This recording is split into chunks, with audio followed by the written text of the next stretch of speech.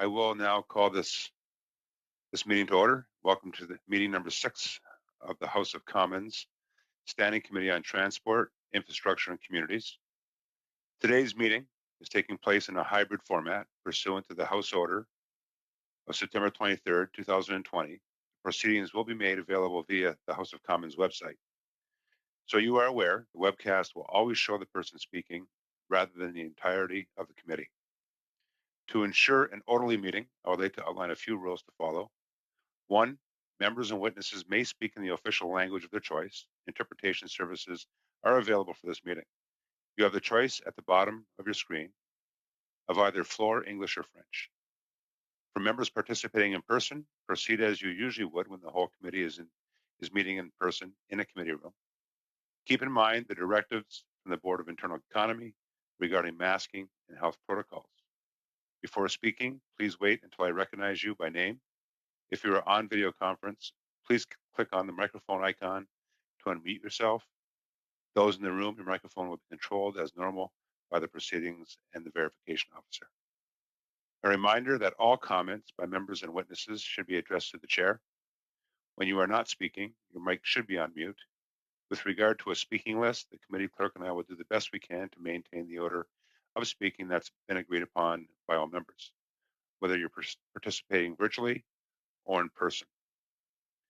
Pursuant to Standing Order 1082, the committee is meeting today to commence study, I shouldn't say commence, more continue, its study on the airline certification process. With that, we have heard in the past from a great deal of testimony.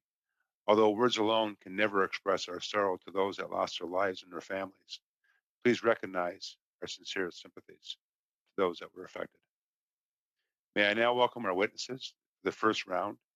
We have from the victims' families of Ethiopian Flight 302, Chris Moore and Paul Jirogi. Gentlemen, you both have 5 minutes to speak, and then we have questions from our committee members that will then take us into the hour. I'm not sure who's going to go first. Was it going to be Paul or Chris? Paul, you going to go first? Yes, I'll go first. Okay, my friend. The floor is yours, my friend. Thank you very much. I'm going to proceed. Thank you, Chairman and members of the Standing Committee on Transport, Infrastructure and Communities. My name is Paul Njoroge. I'm the husband of Caroline Karanja, father of Ryan Njoroge, Kelly Pauls, and Ruby Pauls, and son-in-law of Anne Karanja, who all died in the crash of Ethiopian Airlines Flight 302 on March 10th last year. The tragic death of my family left me in a chasm of solitude, desolation, and pain. It changed the lives of my and my wife's extended families, acquaintances, and communities. Young children at St. Joseph Elementary School in Hamilton, Ontario, and friends of Ryan and Kelly developed fear of flying. I'm here today because I believe that the crash that killed my family was preventable. Aviation regulators across the world were not diligent enough in their dispensing of regulatory authority over the certification and validation of the 737 MAX plane. Certainly, Canada would not have lost its 18 citizens and a known number of permanent residents had Transport Canada made prudent decisions after the crash of Lion Air Flight 610. Over the last 20 months, a lot has been documented about what affected the design, manufacturing, and certification of the 737 MAX. A lot more on the FAA's and Boeing's acts, omissions, and errors that culminated to these tragedies. My testimony today will not delve into these technicalities. I have provided links to relevant reports in the footnotes of this oral testimony and in the longer version provided for your record. It is perplexing that agencies across the world became aware of Boeing and the FAA's shenanigans after the first crash, but still allowed the plane to continue flying. Transport Canada allowed the plane to continue transporting Canadians across the globe. The Directorate issued a 5-steps memory aid for pilots a few days after the first crash. However, in December of 2018, the FAA's Taram report predicted that 15 more 737 MAX crashes would occur within the lifetime of the airplane. Wasn't that a concern enough for the Minister of Transport to consider grounding the plane? 18 Canadians and a known number of Canadian permanent residents lost their lives in the second crash because of this oversight. On March 11th last year, a day after the crash of ET302, Transport Minister appeared on TV and stressed his confidence in the 737 MAX, saying that he would board the plane without hesitation. The minister waited for 4 days before grounding the plane. Mr. Gano's remarks and actions portrayed excessive hubris analogous to the behavior exhibited by many within the FAA and Boeing pre and post the 737 MAX crashes. I may not fully understand the bilateral agreement between Canada and the US with respect to aircraft validation, but I'm inclined to think that Transport Canada depended too much on what was decided and documented by the FAA and Boeing. Transport Canada acted like a mere rubber stamping authority in the validation of the 737 MAX planes. When ET302 crashed, the Prime Minister reacted with one tweet of his thoughts being with the families of the victims. But when Ukraine Airlines Flight 752 crashed on January of this year, he humanly appeared extensively on the media and condemned the Iranian government for shooting down the plane. Why didn't the PM demand accountability and thorough investigation of the 737 MAX planes? Could it be that he was already aware of the 737 MAX issues, but left uninformed Canadians like me to put their families in those flying coffins? The FAA announced the ungrounding of the 737 MAX last week. I believe that the plane is still unsafe to fly. The inherent aerodynamic structural flaws were completely ignored by Boeing and the FAA. The plane is still unstable. In cases where MCAS shuts off, pilots are still the redundancy expected to turn the manual trim wheel. In the case of flight ET302, this proved to be difficult in scenarios where the aircraft is nose diving at high speed. The plane is still installed with an older flight crew alert system which produces a cacophony of different alerts which can confuse pilots. The 737 MAX design, certification, validation, and ungrounding story is a convoluted web of lies, greed, deceit, and concealment of information. Transport Canada has assured Canadians that the 737 MAX will not fly in Canada until the independent validation process is completed. This validation process needs to be redefined as it failed to consider the 2016 and 2018 concerns of the Canadian test pilots. And Mr. Chairman, I've provided this committee with copies of those concerns. Improvement of this validation process should start with an independent inquiry into the decision-making process by the Transport Minister in Transport Canada, pre and post the 737 MAX crashes. Canadians deserve a competent and transparent process. Thank you for allowing me to speak today. Thank you, Mr. Jarogi. We're now going to move on to Mr. Moore. Mr. Moore, the floor is yours. You're on mute, Mr. Moore. There you go. All right. Mr. Chair and other members of this committee, we are here today to call for an independent inquiry into Transport Canada's validation of the Boeing 737 MAX. Because our government didn't fully understand what they were validating, Transport Canada was essentially rubber stamping a doomed plane. 18 Canadians perished and our government shrugged. I want to begin this testimony by stating that I am speaking on behalf of the family of Danielle Moore, my daughter whose life was snuffed out after flight ET302 crashed into a farmer's field in Ethiopia. She was on her way to the United Nations Environmental Assembly representing Canada through a federal government youth program. Her loss will always remain a devastating shock to her family and friends. Her death has left a gaping hole in Canada's sustainability communities. Danielle lived her life full of hope and believed in creating great change for a more just and environmentally sustainable planet. In her 24 years, she touched the lives of countless people across Canada and around the world. She was a courageous leader, champion for justice, and environmental activist, always keen to carry the hard work of sustainability forward. Although she accomplished so much in her life, there was so much more left to give. My daughter was one of 346 incredible people lost their lives because of political expediency, broken government regulations, and criminal negligence. On October 29, 2018, flight JT610 crashed into the Java Sea due to a number of causes documented in the Congressional Final Committee report on the Boeing 737 MAX. Consider this scenario. If the FAA qualified the flight controls plan for the MAX stating the hazard category may be catastrophic, but Boeing is working on a fix, would Transport Canada validate the plane? I think the answer is no, because it would not be airworthy. We need to know why Canada issued only a memory aid when they didn't even understand what they validated. Canadians have a right to know why Transport Canada issued a concern letter about the anti-stall system even before the crash, but didn't, using their authority, take effective action when they stated that they did not agree with the FAA interpretation. Certification should have been deemed null and void. There was no redundancy or fail-safe mechanism for critical system that resulted in the deaths of our loved ones. Did any engineer recommend grounding the plane? Did Canadian and American authorities feel superior in their knowledge and downplay the Lion Air crash because it occurred in a developing country? Would Canada have grounded the MAX if the crash happened in Canada? There was enough data, information, and evidence to ground the plane after the first MAX crash.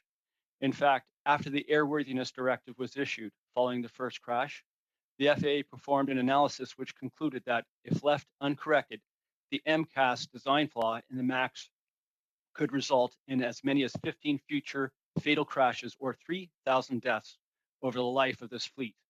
Transport Canada cannot, in good conscience, defend their lack of action by saying that they might have grounded the plane in hindsight. They neglect to acknowledge the first crash. Boeing and the aviation agencies had 6 years to get it right. However, flight crews only had 4 seconds to diagnose the problem and to take action. Furthermore, the minister's response to Canadian operators followed the FAA in lockstep, but modified it to a memory aid for simplicity.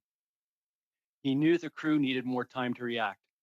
Since the minister prides himself on making decisions based on facts and data, we demand to see the risk analysis he used to support his issuance of a memory aid in lieu of grounding the plane in Canada. Like the appointment of the FAA administrator, the appointment of the Minister of Transport in Canada is political. Safety directives should be recommended and implemented by those who know the technical information best, not for political optics. Safety should be apolitical. Was there any discussion whatsoever within Transport Canada regarding the grounding of the MAX? Transport Canada's process of safeguarding travelers must conform with its mission statement. The minister did not even follow his own tenet of action based on data after the first crash because he did not fully understand what his own department validated.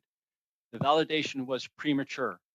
His evasion of facts and complicity with the United States is further evident after the second crash. 2 days after 18 Canadians were killed on this plane, the minister doubled down on his position by stating that he would board a 737 without hesitation. This was 1 day after he said that he doesn't want to make any premature decisions. His actions do not match his words, they match industry's objectives. On behalf of my daughter and the concerned flying public, we demand that the actions taken by Canada's Transport Minister and Civil Aviation Agency be examined as it pertains to validation and continuous operational safety of the MAX. Only a thorough independent inquiry can achieve this. Thank you, and I look forward to your questions. Thank you, Mr. Moore. We now have our first round of questions, 6 minutes each. 6 minutes each. I have Ms. Kuzi first, followed by Mr. Alcuri, Mr. Barcelo Duval, Mr. Backrack. Ms. Kuzi, the floor is yours.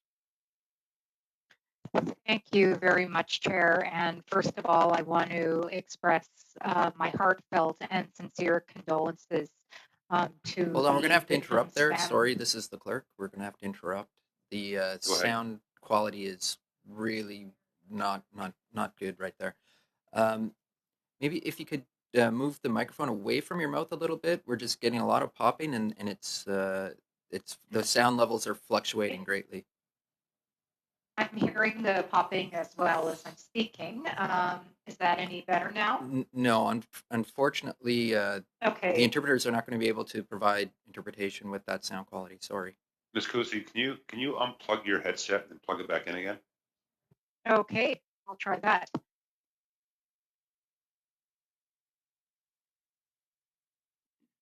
I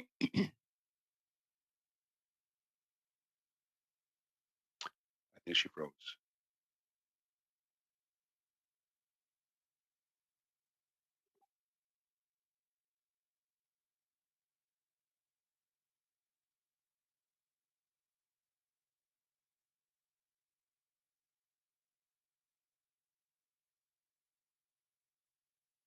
Mr. Chair, is everybody else on mute? That Yes. makes a difference. Everybody's on mute but myself, and it looks like Ms. Kusi may have frozen up. Chair, can I just make a suggestion? Sure. Perhaps first round is 6 minutes, I believe, and second round is 5 minutes. Correct. I'm supposed to go second round. Could I do the 5 minutes now? Ms. Kuzi can have the 6. That's fine. Mr. Shipley, why don't we go with that? And I'm not trying to bump her, but we have no idea where we can wait. It's up to the. Hello. It's up No. to the. Is she back? Are you back? Okay. No. No, something's clearly wrong with the network. Or the application. So Mr. Shipley is going to go first, and I will try and remediate this and join after. My apologies to the team. I will excuse myself and hopefully rejoin shortly. Okay, thank you, Ms. Kusi. Mr. Shipley, you have 6 minutes. Okay, just to be fair though, Chair, because we all had our things prepared. Is it okay if I do 5 minutes this round and Ms. Kuzi can do 6 the next round? That would be fine. I'm trying. It's Fair not with you? letting me. Now she's still on. So, okay, can I go ahead then, Chair? Go ahead, Mr. Shipley. Okay. Thank you, Mr. Chair.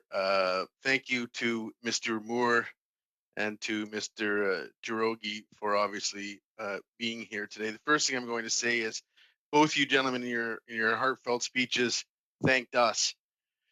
Please, you don't need to thank us whatsoever. We're here doing our job. It's you we need to thank for being here.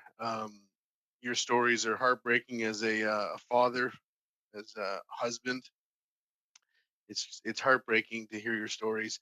Being new to the committee, I'm not familiar with completely all the background. I obviously want to pass on my sincere condolences. This has obviously changed your lives forever. As much as you can try to put it behind you, I can hear it in your hearts. You won't be able to, but please at least know through this committee we can try to get some resolution and some thought of at least some closure for you, and that's what we're here today. So again, thank you two for being here. Please do not thank us. We're here for you. I have some questions, and I actually don't want to ask a lot of questions. I want to give as much of my time to Mr. Moore and Mr. Jirogi to speak more, because it's really their stories we want to hear. So I heard from both of the gentlemen that they had serious issues with the validation of the process of this plane, and the Transport Canada letter that was put out. The certification should have been null and void for some of the quotes. Perhaps Mr. Jirogi or Mr. Moore, whoever wants to go first. I'm going to give you a lot of time and leave you here with the floor. If you'd just like to add some more comments as to how this has impacted your life, and what you would like to see as an outcome. What are you looking to come out of this committee? Mr. Moore, go ahead, and then we'll go to Mr. Jirogi.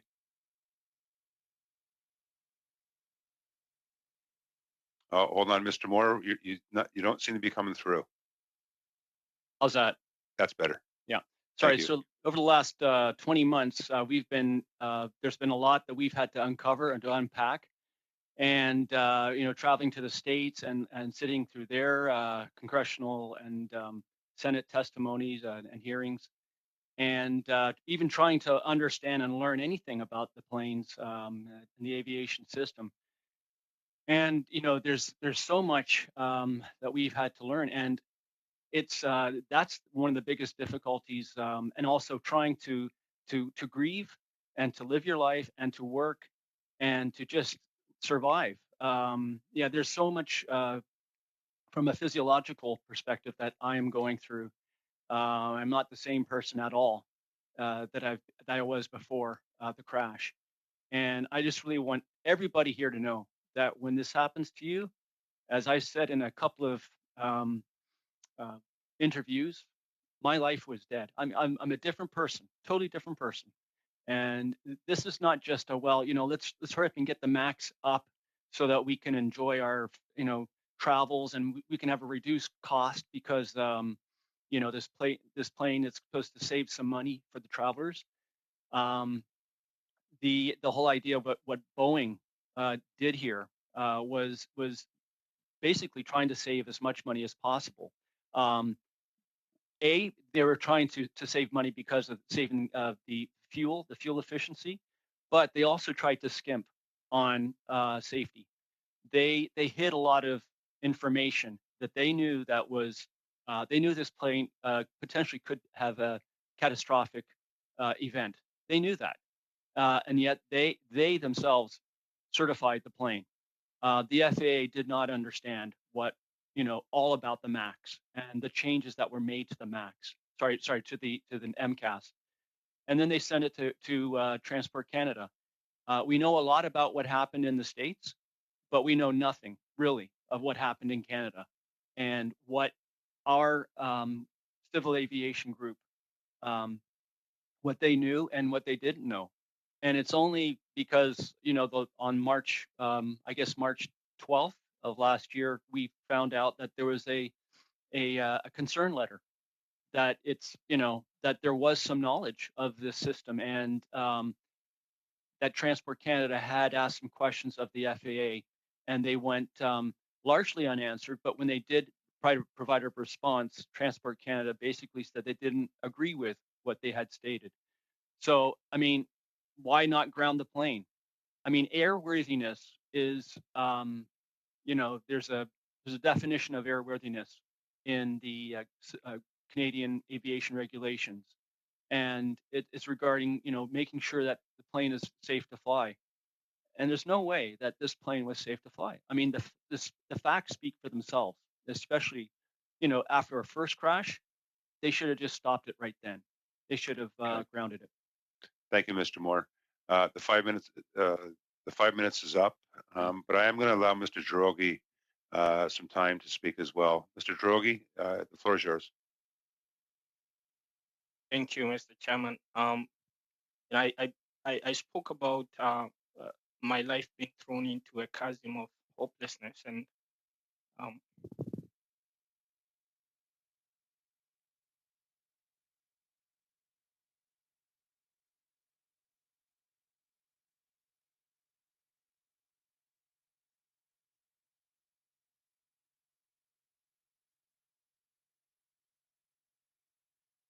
Mr. Jarogi, did you want a moment?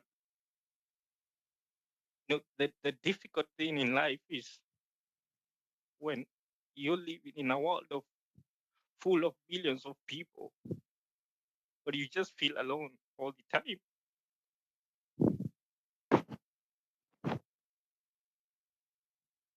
So I'm going to speak about the validation process, because I'm looking at the debrief notes that the test pilots, Canadian test pilots, in their debrief notes to Transport Canada, and that was in November of 2016, way before this plane was even approved to fly. The test pilots are talking about an issue with the anti-stall system. This anti-stall system, and Boeing has they've never disclosed why this anti-stall system we're talking about, which is MCAS, Boeing has never disclosed to us why that system was installed in that plane. They've never told us whether it was meant to prevent stalling. They've never told us whether it was to improve the handling capabilities of the plane. But basically, MCAS is the anti-stall system. They just need to accept that MCAS was installed in order to prevent stalling. Now, these pilots are speaking about that, and Transport Canada sees that as an issue. They write to the FAA, and it's not known today whether there was any response by the FAA. You wonder why Transport Canada would go ahead to validate this plane and allow it to fly in Canada, given the issues and those concerns that the Canadian test pilots had. So I'm left to, basically, that's why we are asking for an inquiry, because we want to know what is these exchanges between the FAA and Transport Canada. What is this? How does this validation process look like? How do they define it? Okay. I'll leave it at that. Thanks. Thank you, Mr. Jarogi. Mr. Arcuri, you have the floor. Merci, Monsieur le Président. Thank you, Mr. Chair. And thank you to the witnesses for being here today. I don't even know where to start. I understand your pain. The loss of human life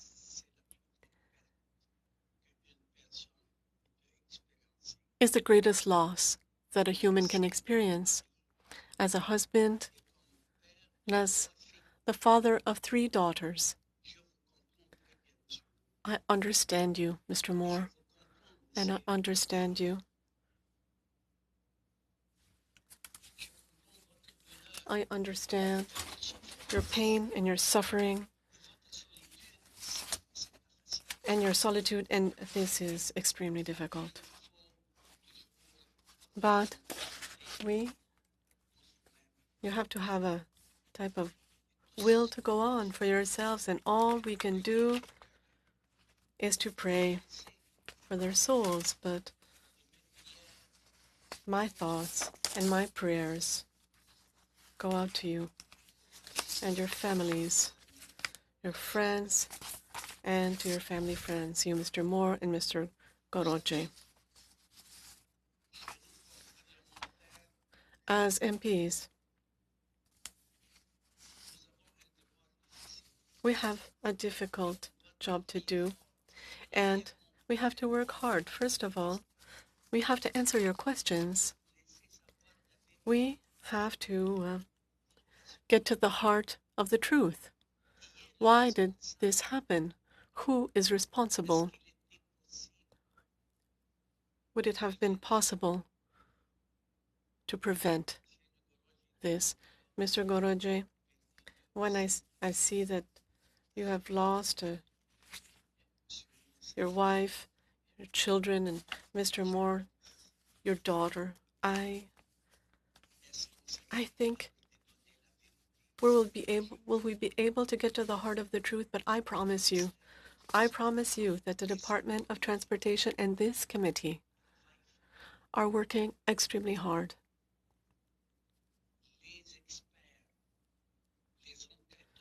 Experts and investigators and ourselves, we are pushing to have a very clear idea of what happened, and we want to give you a satisfactory answer in the end.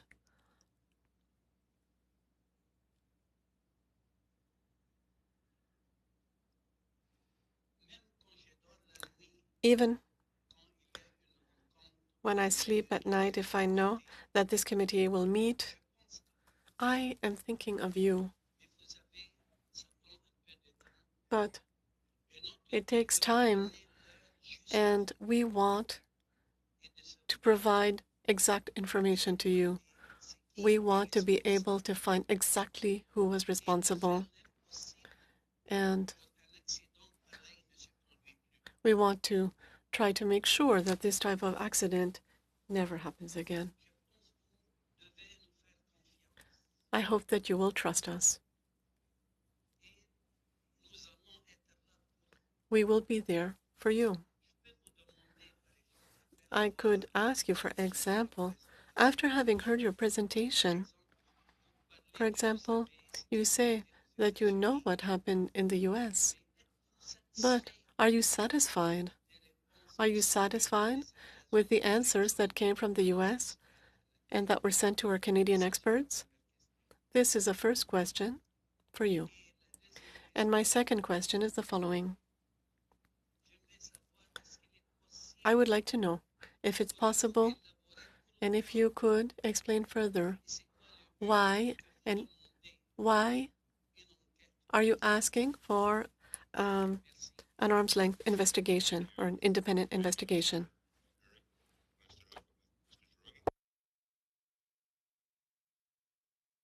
Thank you, Mr. Okari, Mr. Chairman, Mr. Okari. To answer your first question, we're not satisfied with what has gone on in the U.S. I am not satisfied because we still have this secret call between Boeing and the FAA. Boeing has not, both Boeing and the FAA, they've not provided sufficient data to the public in order to show us what they did between the first and the second crash. We want to know what are those variables that they looked at in order to continue allowing the plane to fly. To answer your second question, we're looking for an inquiry here in Canada because we want to know what is that data that the Transport Minister and Transport Canada relied on in coming up with the 5-point memory aid. Why not just ground the plane? We know that the TRAN report, and that is a department within a committee within the FAA, came up with the statistics that, using heuristics, that eventually 15 more crashes will happen and about 3,000 people die. Then why wouldn't the transport minister here in Canada, as well as the transport minister, demand that the plane be grounded here in Canada in order to protect the Canadian people? Thank you. Est-ce que je peux entendre monsieur? Mr. Moore, could I hear your answer as well? Sorry, I don't hear him.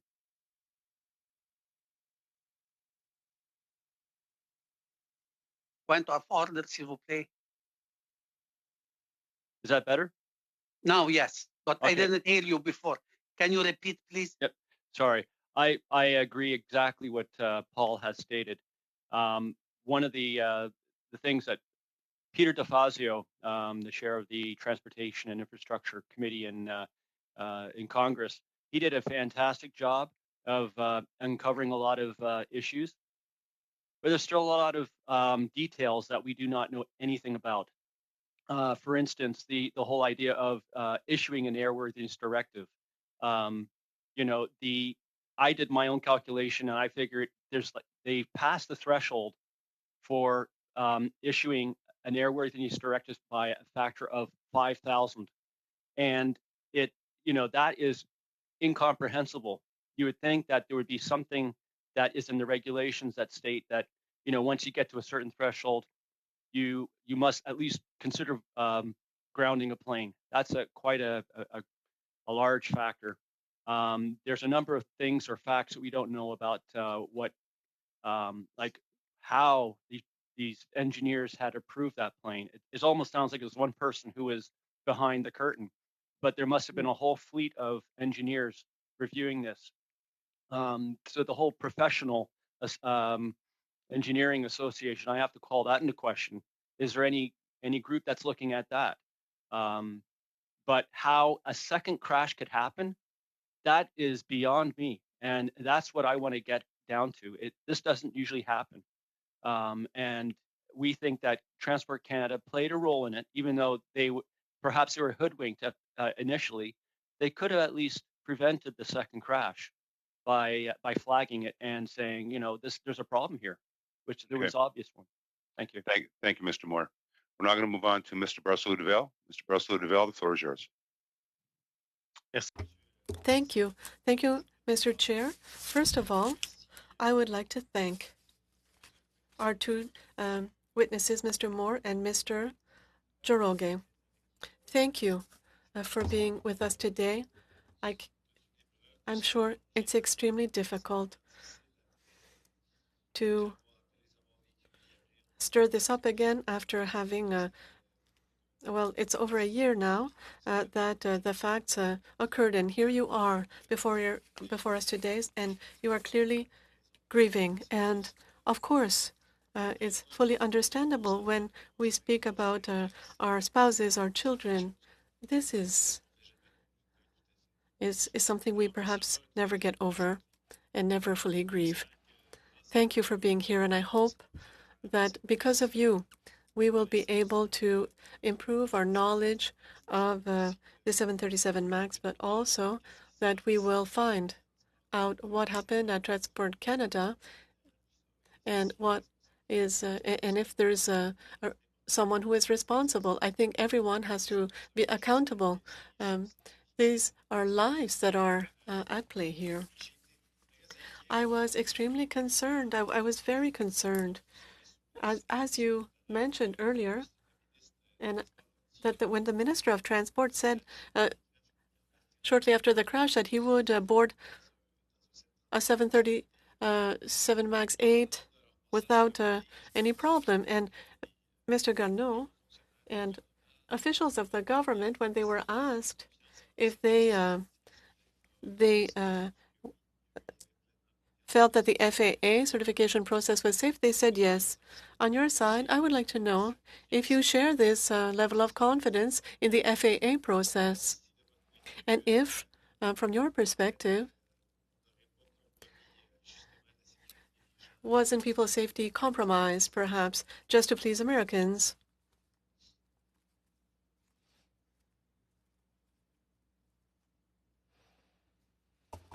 Mr. Moore, go ahead. Yep. Monsieur Moore. We, at least I don't have any faith in the FAA. It seems that they're cheerleaders for Boeing. That's what it sounds like. They've praised the MAX, stating that it's the safest plane ever. This is after they've done the fix, and there's no way that it will ever be as safe as its predecessor variant, the NG, because of this this eccentricity that's built into the plane. So, I mean, there's a lot more issues here that will complicate the flight of that plane. So we do not have any trust or faith in their process either. In 2005, they changed the process to allow Boeing a lot more, or I should say the manufacturer, a lot more liberties in certifying the plane.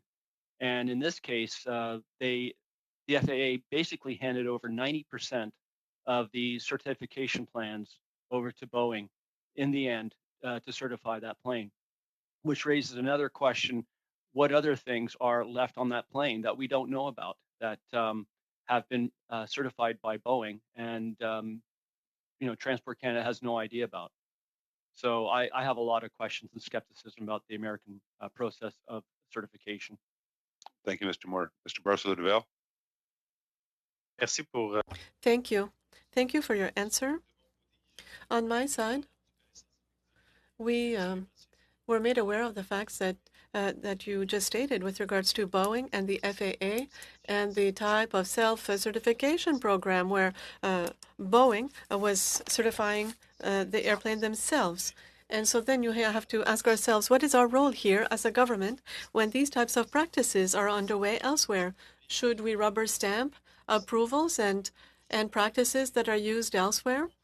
And when there's deficient control for accreditation, certification of planes, we understood that the certification here,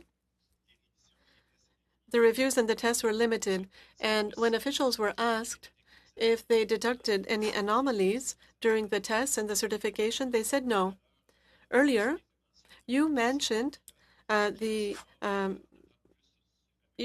you talked about a memo by pilots. I'd like to know more about this. It's not something that came out in the official's testimony. Thank you. I'm going to go to Mr. Girogi right now, and I'll come back to Mr. Moore. Mr. Girogi, the floor is yours. Yeah. Basically, referring to the debrief notes by the test pilots that came out in March of this year. We were supposed to come and testify on March 24th, but COVID hit and all this was postponed. We got those documents. Those documents were made public by someone, maybe the media or so, and that was something hidden by Transport Canada, basically, and that is one of the reasons why Chris spoke about us not having faith with the FAA, with Boeing. There is a clear case of regulatory capture there, and what we want to see, and Canada is a gold standard of aviation regulatory. What we want to see is that Transport Canada can make its own decisions. We want to make sure that they don't rely on what the FAA and Boeing are doing. With the 737 MAX, we know that there are other issues other than just MCAS. There is a reason as to why MCAS was installed in that plane. The previous versions of the 737s did not have MCAS. And this has been spoken about extensively by engineers, aviation experts, that the plane has aerodynamic issues. Now, if it cannot be re-engineered again, if they cannot rectify the structural flaws, do you think that the 737 MAX is qualified to fly again? I don't think so. Thank you. Thank you, Mr. Jirogi. We're now going to move on to Mr. Backrack. Mr. Backrack, you got 6 minutes. Thank you, Mr. Chair, and thank you to Mr. Moore and Mr. Jirogi for being with us today. I've been a member of Parliament only for a very short time, and this is the most powerful thing that I've had a chance to witness in this job. I want to thank you for having the courage and the fortitude to be with us today, to share your stories. My heart goes out to you. I don't know what else to say other than your persistence and diligence in pursuing answers is a gift to all Canadians who fly and whose families fly. And I want to thank you for that. I'm very compelled by your call for a public inquiry. I hope that's something that we can join our voices in calling for. I have a long list of questions that we've prepared. Many of them you've provided answers for already. I would like to hear more about from you about the path forward. In our previous testimony that this committee has heard into this, it seems like there are two main challenges that have arisen. One of them is the culture of self-regulation at Boeing and with the FAA, whereby you have Boeing employees essentially doing the work of the regulator and being paid by the company. So that seems like the one challenge in the United States. The challenge in Canada, it seems, is with the harmonization process, a process that our government sought as late as November 19th, 2018, after the first crash. Our government sought to deepen that harmonization and, in fact, to reduce Canada's technical involvement in the certification process. Can you talk a little bit more about that and how you feel about?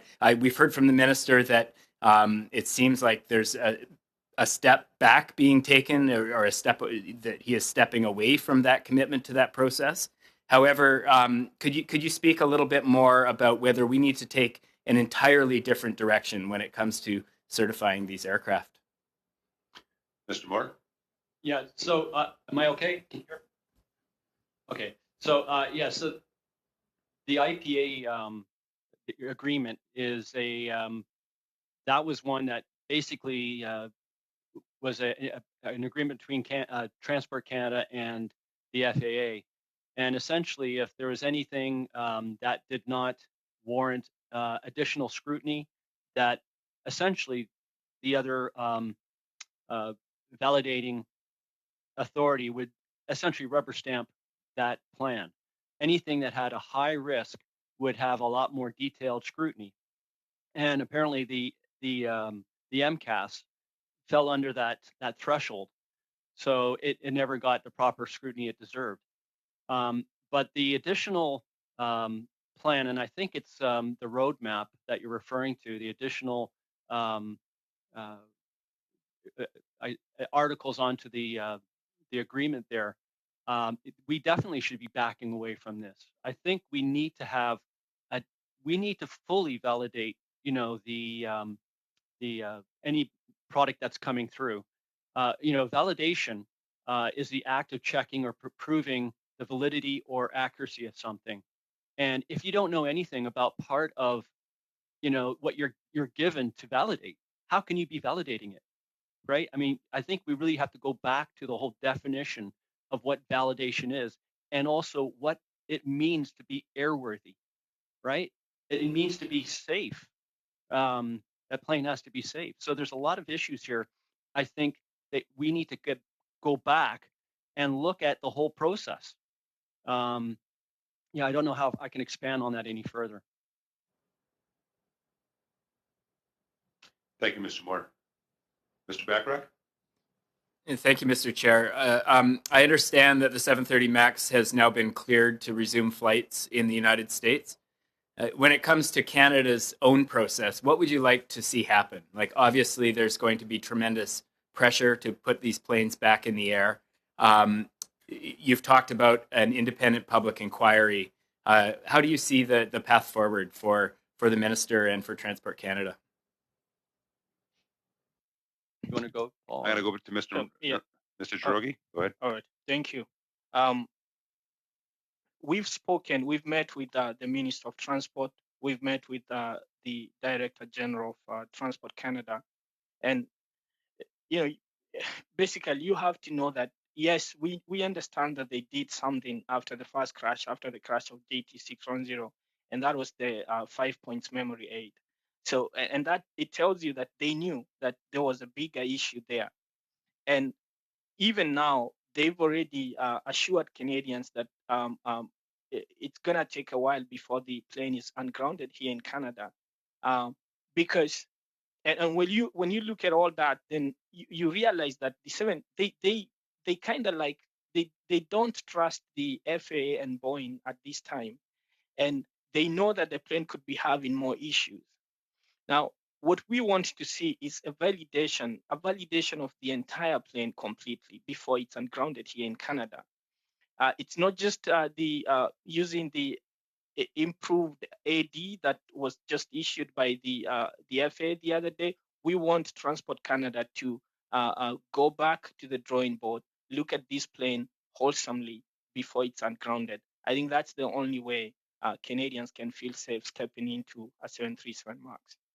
Thank you. Thank you, Mr. Girogi. Thank you, Mr. Bachrach, as well as thank you, Mr. Moore. We are members at our 45 minutes for the first panel. Now, I do have other witnesses lined up at 4:15, but I let it go to 4:20 simply because we started at 3:35. So again, we're at our limit. So I can now thank Mr. Girogi as well as Mr. Moore for their testimony, as well as for taking the time to be here today. As was mentioned earlier, our hearts are very heavy with respect to what you, your families, your friends, and all those around you have been through. And as Mr. O'Curry and many others alluded to, the reason for this study was to get to what I'm sure you want to get to. So I'm going to leave it at that, folks, and move on to the next panel. I'll give the clerk a few minutes to get set up and get folks on. But Mr. Moore and Mr. Girogi, thank you once again. Mr. Chair, just a point of order. I'm new to the committee, and Mr. Girogi had mentioned something about documents, and I'm not certain if there's any new documents. So if they have documents available they'd like to share with us, I'd very much appreciate that. Thank you, Mr. Shiroko, and thank you for mentioning that. It slipped my mind. That, Mr. Chair. Just give me a second, Mr. Bachrach. Yeah. There are documents that have been distributed. They have been to the clerk, and from what I'm led to believe, they are being translated. And once translated, they will be passed on to members of the committee, which I'm sure will be a lot more information than was provided today. Mr. Bachrach, go ahead. Mr. Chair, I neglected at the end of my my time. I had hoped to make a motion related to the testimony of the witnesses we have before us today, and I wonder if you could give me a quick moment to do that at this point before we move on to the additional witnesses. Okay.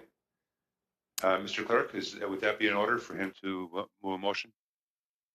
Relates to the study before us. We would actually need to hear the motion. Okay. Okay, go ahead, Mr. Bachrach. Mr. Chair, I would like to move that the committee call on the federal government to launch as quickly as possible a public inquiry into Canada's aircraft certification process and its role in certifying the Boeing 737 MAX 8, as well as Transport Canada's actions following the crash, the Air Lion crash in 2018. Mr. Clerk?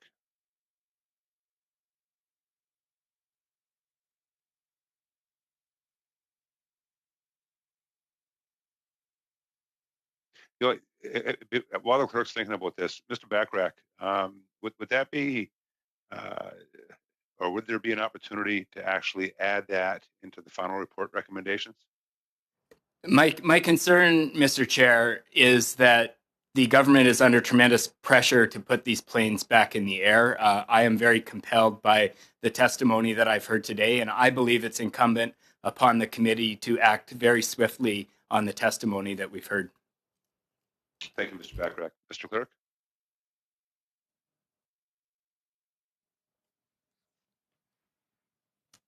Yeah, actually, I was just trying to send you a quick note on that.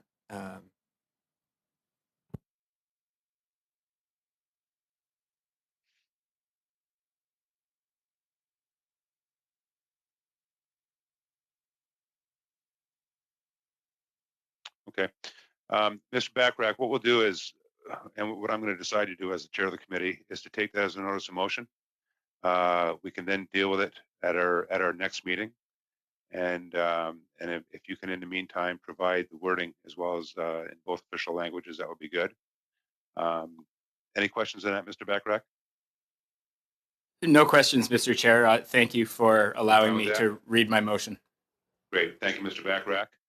Once again, I do want to take this opportunity to thank Mr. Shirogi and Mr. Moore. As was mentioned by Mr. Soroka, we do have your notes that the clerk is currently translating into both official languages. Once that's complete, that will be distributed to all members of the committee. And as well, it will be part of the final, I'm sure will be part of the final report. So with that, once again, I thank you. I thank you for your time. Thank you very much. Thank you. Thank you, Mr. Chairman. Thank you. Thank you, Mr. Clerk? gentlemen, for being with us. Thank you. Mr. Clerk, did you want a moment to get everybody all set and sound checked and everything? Yeah, if we could just take one minute or so, that would be great. Thank you. Go ahead. So I'll suspend for about 3 minutes. Perfect.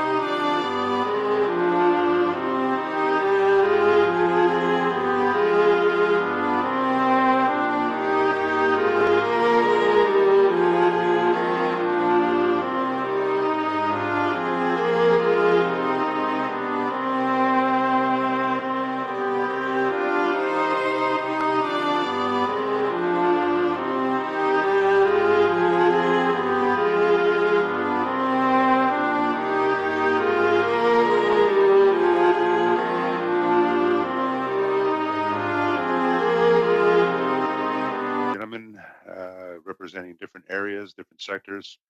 Welcome. So with that, we'll reconvene, and we're going to move on to a presentation.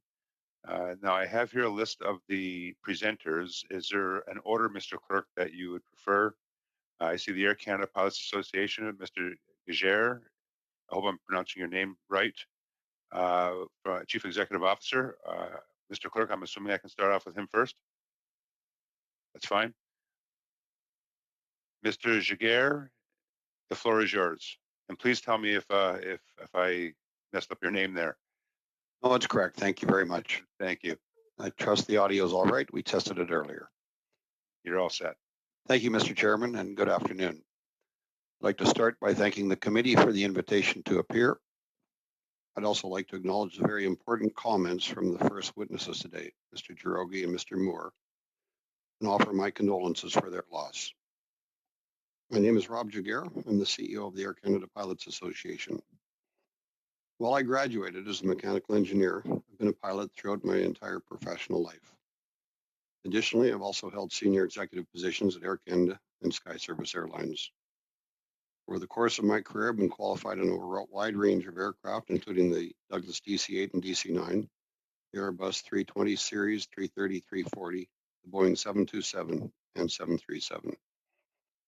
I've been directly involved in developing, implementing, and overseeing pilot training during my time at Air Canada. Additionally, I've been seconded to other airlines during my career. Today, in my capacity as CEO, I'm very proud to represent the Air Canada Pilots Association. I'd like to offer a bit of context on our membership and our interest in the 737 MAX. When the committee first contemplated this study earlier this year, it was before the full impact of the pandemic would be felt around the world. And at that time, our association represented 4,500 active pilots of Air Canada and Air Canada Rouge. Today, we have about 3,800 active members with another 600 who have been on furlough. Our members operate aircraft built by Boeing, the 737, 777, 787, the Airbus 320 series, and 330, as well as the brand new state-of-the-art Canadian-made Airbus A220. Air Canada currently has 24 Boeing 737 MAX 8 aircraft in its fleet, all of which were taken out of commercial operation in March of 2019 when the Transport Minister issued the flight restrictions and grounding. Airline flight operations are extremely complex, and hence pilots are only trained and qualified to operate one equipment type at a time. Our Boeing 737 MAX pilots, of which there are about 400, have not flown passengers since March of 2019, keeping up their skills with limited periodic simulator training. As professional pilots, our primary interest is always the safety of our passengers, our flight crew, and our aircraft. Well-trained and highly skilled pilots are the first and last line of defense when it comes to the safe operation of commercial aircraft. Mr. Jaguar, can I just jump in for a second? Yes. Can you just bring your microphone down a bit below your mouth? Just a bit more, right about there. Try that out. Okay. Go ahead. Thank you. Any better?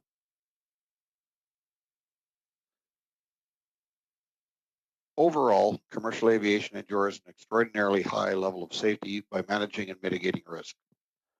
While these broad statistics are important, they in no way lessen the tragedies in our thoughts, and our thoughts go out to everyone affected by these tragedies. As pilots, we think particularly of those flights, as those pilots found themselves in a situation with little time and knowledge to understand the best course of action. We need to do the right thing for those lives lost. Having been heavily involved with aviation safety for my entire career, I can tell you that every professional pilot wants to know and understand the technical details of these two accidents so that we can address issues and improve aviation safety going forward, not just for the MAX, but for aviation more broadly. In the nearly 2 years since these accidents, significant work has been done by regulators around the world, including Transport Canada, to closely examine the circumstances of the accidents. As we now know, these two tragedies expose some deficiencies in how new models of aircraft are assessed and certified. They also expose the critical importance of ensuring that active pilots are both considered and involved in the process. First, the certification process. Following the accidents, in early 2019, ACPA called for Transport Canada to undertake an independent review of the 737 MAX to assess its airworthiness. We are happy that Minister Garneau ordered a full recertification of the 737 MAX in Canada before it was to fly again. In general, we're very concerned with the practice of delegating the certification of aircraft to manufacturers. This can amount to self-certification and relies on the behavior of manufacturers to make responsible decisions. Canadian aviation authorities have the world-class expertise to independently certify the aircraft flying in our skies. We should not solely rely on what may be a flawed regulatory process of another jurisdiction. Going forward, we should not outsource this critical safety task to the United States or any other country, which may in turn outsource chunks of its own regulatory oversight to the industry. I'd like to acknowledge the work done to date by Transport Canada in re-examining the 37 MAX. We're broadly satisfied with how this process has unfolded and urge the department to increase the capacity to undertake such examinations on any new aircraft introduced to the Canadian market going forward. That capacity should involve pilots who have extensive experience on the front line of the industry. I'd also like to thank Minister Garneau for ensuring that Canada's recertification process is proceeding with great care. Secondly, I want to talk about the importance of considering and involving pilots in the process, and specifically as it relates to training. What we in aviation call human factors are a key element of the safety equation.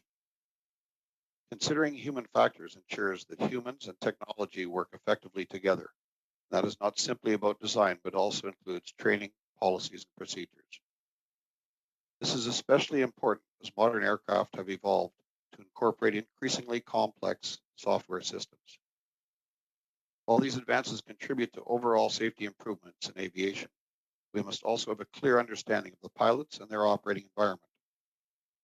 Aside from the operational issues around the 737 MAX, which appear to have been resolved to a large degree, we would point to the importance of pilot training in general, and in particular with certification of new aircraft. Pilot training is a significant cost for airlines. Pilots engage in an extraordinarily high level of training throughout their careers. This includes ongoing recurrent training and requalification, as well as extensive indoctrination training when they qualify a new or different type. The 737 MAX was a variant of an aircraft already in operation for many years, and as such, an extensive training course was not required for existing 737 operators. There should be no shortcut for pilot training. I should note that as Air Canada was not previously a 737 operator, the situation of our pilots was somewhat different in that each Air Canada pilot underwent specific 737 MAX training on dedicated 737 MAX simulators. Air Canada is one of the few airlines in the world that has two simulators that are designed specifically for the 737 MAX. This will be helpful and important as we move forward with the recertification of the aircraft in Canada. As I noticed earlier, Canada's professional pilots are the first and last line of defense in aviation safety. And as such, we believe it's vital for us to have a voice in the regulatory process. This is important not just on behalf of our profession, but on behalf of the passengers we are charged with keeping safe on every single flight that we operate. We should never take for granted the critical role pilots play in the very complex man-machine interface of today's commercial aircraft. It's our view that experienced frontline pilots be an integral part of certification and training design. To that end, we are pleased that Transport Canada included active line pilots in the Joint Operations Evaluation Board, part of the recertification process. This ensured professional pilots, well-versed in day-to-day demands of line operations, contributed to the assessment. I'd like to specifically acknowledge Transport Canada's Director General of Civil Aviation, Nick Robinson, and his team for maintaining regular consultation with groups like mine that represent the interests of professional pilots. This is an important measure and one we would like to see continuing on an ongoing basis. Okay, finally, thank you. Go ahead, Mr. Giguère. Finally, when the 737 MAX is certified in Canada, it will be important to consider the reintroduction of the process and how it's managed. Operators need to slowly and thoughtfully reintroduce the aircraft into service, ensuring that the highest standards are maintained and achieved. I'm not aware of the approach of other operators. However, my understanding from my briefings is that Air Canada have developed a very careful and thoughtful plan for the 737 MAX recertification reintroduction to service in Canada. Thank you. I welcome any comments or questions. Thank you, Mr. Giguère. We're now going to move on to the Airline Pilots Association International. Mr. Tim Perry, the president of the Airline Pilots Association of Canada. Mr. Perry? Thank you very much. My name is Tim Perry. I'm the Canadian president of the Airline Pilots Association International and a 737 pilot at WestJet Airlines. I've been a professional pilot for 18 years. The Airline Pilots Association International, or ALPA, on behalf of 59,000 professional pilots at 35 airlines in North America, including 16 in Canada, appreciate the opportunity to participate in the study by the House of Commons Standing Committee on Transport, Infrastructure and Communities of the aircraft certification process in Canada. Before beginning my remarks, I would like to offer our deepest condolences to the families and friends of those who perished in the Boeing 737 MAX accidents. In particular, Mr. Moore and Mr. Jirogi, who took the time to relate their stories today. I found them very moving and very meaningful, and I want to thank them for that. It is in this context that I offer our recommendations for not only the MAX's return to service, but also for future evaluations of new designs and modifications to existing designs. In March, testimony from Transport Canada's Director General of Aviation, Nicholas Robinson, and Director of National Aircraft Certification, David Turnbull, you heard their perspective on the role of airline pilots during the certification process for introduction of a new or derivative Canadian aircraft into service in Canada, or the validation process for foreign manufactured and certified aircraft. They also provided information about the role of line pilots in the effort to return the Boeing 737 MAX to Canadian skies. In this brief, I will emphasize the need to involve current line pilots more formally in Transport Canada's work, and I will also highlight ALPA's unique qualifications to be a primary source of expertise to assist Transport Canada in its evaluation. When an aircraft is introduced into service, whether it is new or a derivative design developed in Canada or another country, ALPA offers its expertise to examine training and operating requirements from the perspective of pilots who are current on that type or similar type to evaluate operational procedures in simulators and in flight if necessary. I will refer to them as line pilots. ALPA line pilots operate into and out of approximately 700 airports around the globe in all weather conditions, and no organization represents such a diverse environment of operating conditions. While Transport Canada's certification pilots certainly have a key role to play, given their background and training in flight testing, to ensure that all steps in the certification process are addressed. Ultimately, it is line pilots who must be adequately prepared and trained to manage the handling qualities and emergencies that may occur. Therefore, systems and procedures should be evaluated by line pilots to ensure that the training is adequate. This is where ALPA can play a key role. ALPA is uniquely qualified for two reasons. First, the ALPA Air Safety Organization is the largest non-governmental organization of its kind in the world. Unlike many other pilot organizations, we have a large number of current line pilots who specialize in various aspects of aviation and are organized by discipline within our air safety organization. Of relevance to your study, two of these disciplines are the Aircraft Design and Operation Group and the Human Factors and Training Group. Pilot subject matter experts, or SMEs, and these two groups are supported by ALPA's full-time professional staff. ALPA devotes substantial resources in supply of the air safety organization so that it can work with manufacturers and regulators to ensure that passenger and cargo aircraft meet the intent of applicable federal and international regulations and standards. That design, certification, and operational standards keep pace with the industry, and that newly introduced designs provide at least an equivalent level of safety to previous models. Additional information about the Air Safety Organization can be provided to this committee upon request. A second reason why ALPA is unique compared with the government test pilots involved in the certification process is that our pilots offer a valuable perspective that can only come from those who are currently involved in the daily operations of airliners. Mr. Turnbull said in response to a question concerning the role pilot associations play in the certification process that they are not typically involved until a subsequent step referred to as the operational evaluation. He said that if there are issues when the regulators' evaluators go through the process, they may select naive candidates who are sometimes airline pilots to evaluate the proposed training requirements in a simulator. It has been our experience that involvement of line pilots in the certification or validation process is more the exception than the rule.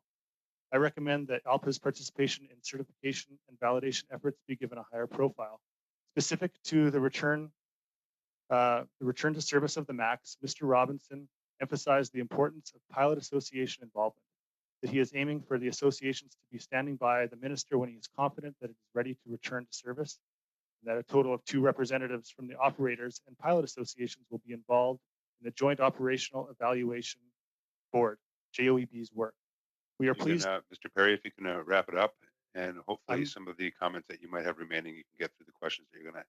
I have 5 lines left, and I'll just say that we are pleased that subsequent to Mr. Robinson's appearance, 2 line pilots from ALPA who fly for WestJet traveled to the UK to participate in the JOEB's work, and Air Canada pilots were also closely involved. In the committee's development of recommendations to the government for the aircraft certification process, we urge you to consider an ongoing role for line pilots and pilot associations in the evaluating procedures, as well as handling qualities of newer modified aircraft. Thank you very much. I look forward to your questions and comments. Thank you, Mr. Perry. It's the toughest part of my job, having to sort of step in when people are giving us such valuable information. We're now going to go on to the Canadian Union of Public Employees. We have Jordan Braystone with us, the chairperson, Health and Safety Committee, Airline Division. Mr. Braystone, go ahead. The floor is yours. Thank you, everyone. Today, I firstly, on behalf of all cabin crew represented by CUPE, want to express our sincere condolences to those affected by the Ethiopian Airlines and liner tragedies, most of all the victims' families. My role is to represent the health and safety interests of cabin crew who get on these planes day in, day out and work tirelessly to ensure that their interests are heard. Like passengers, our cabin crew get onto planes, come home to their families and loved ones. They trust that the companies manufacturing them and the regulators certifying them for flight have their backs, and that every safety aspect, both big and small, have been accounted for. While the 737 MAX events are obviously most concerning, similar trends of aircraft manufacturers placing profitability before safety, and of this going either unnoticed or ignored by regulators, persist at all levels. We have noticed this over the past 2 years as we get new aircraft. We work in the aircraft cabin, and so my focus today will be how a profit-first approach affects crucial interior safety systems and devices. I have testified before this committee a few years ago about tombstone legislation, amongst other things, how in aviation it often takes tragedy to bring about change and improvements. CUPE has a history with aircraft cabin systems and tragedy. Air Ontario Flight 1363 crashed on the 10th of March 1989 in Dryden, Ontario, and one of our flight attendants perished because at the time cabin jump seats did not have shoulder straps. Air Canada 797 landed in Cincinnati on the 2nd of June 1983 after a horrific cabin fire, and this led to an emphasis on how important it was not to overlook the aircraft cabin when it comes to safety. It led to oxygen systems, emergency lighting, smoke detectors, and smoke protection for flight attendants, and onboard firefighting equipment, among many other things. In the past 2 years, a lack of consultation with our professionals, cabin crew, who work and occupy in this space has highlighted great safety shortcomings. On the 737 MAX, this led to an interior option being provided to airlines which maximizes seating to the detriment of functional lavatories, galleys, and most of all, cabin crew jump seats. The galley area is so restricted in the aft sections that passengers can't access the lavatories without cabin crew either having to get out of their jump seats or a passenger having to climb over them. Imagine the safety issues this prevents in turbulence. The narrow galley space precludes a second jump seat at the aft right exit, as exists in other cabin configurations. Once again, in the event of sudden turbulence, which the industry acknowledges as an emerging hazard due to climate change, where are cabin crew to go? These are the people who will help you get off the aircraft in the event of an accident. The lavatories on this plane are so notoriously narrow that when customers go to wash their hands, copious amount of water lands on the floor. This is due to the tiny sinks. Water is a known hazard on board, and training for cabin crew includes the risks of having water leak in galleys. It is unacceptable to have such a problem literally engineered into an aircraft to add a couple of seats. This aircraft was certified by the FAA, but it was purchased and flown by Canadian carriers. How has our regulator permitted this? Were they even aware of these problems? And if not, how? These may seem small, but they are important. On the Airbus A220, a Canadian designed and certified plane, options and designs are offered to airlines which either omit important safety equipment or include equipment which is unacceptably difficult to use. The aft jump seat is a pull-out option and it's prone to jamming, and if certain switches are accidentally depressed in the wrong order, it will not latch in place and therefore will not secure the occupant. Most concerning perhaps, the jump seat cannot be retrieved if any galley equipment is in the way, a common threat as it is housed in the same frame as onboard meal carts. The aft jump seat handset, needed for emergency communication, is positioned such that it is completely unreachable to most occupants unless their shoulder harness is unbuckled. As you will recall, one of our members died because of a problem or a lack of a shoulder harness. This invites the dangerous scenario of a cabin crew member having to choose between emergency communications or their own personal safety. When asked how this could possibly have been approved by Transport Canada, officials I spoke to could not answer my question. We've never heard from them again on this issue. Although there is ample room for additional jump seats at the back of this aircraft, it was approved to be sold to operators with only the single pull-out jump seat available, what can only be assumed to be a cost-saving measure. No alternate jump seats are available at the aft of the plane in the event of sudden turbulence. Furthermore, if any jump seat is to fall inoperative, someone is going to go without a seat. CUPE is also very concerned about cabin air quality, which affects onboard crews both front and back. Canadian aviation regulations, aircraft in the Airworthiness Manual chapter, section 525831, call for systems, even in cases of probable and expected failure, to provide sufficient amount of uncontaminated air to ensure crew members to perform their duties without undue discomfort or fatigue, and that their crew and passenger compartment air must be free from harmful, hazardous concentrations of gases and vapors. Amazingly, despite the possibility of various contaminants with potential to cause discomfort, fatigue, and illness entering the cabin on commercial aircraft, only one gas is cited here, which is carbon monoxide, although gases and vapors are used in the plural form. And one might be even more surprised to know that we do not have carbon monoxide detectors installed on board in our cabins, although these sections persist in our regulations. Mr. Braystone, can I ask you to wrap it up? I'm almost done. Thank you.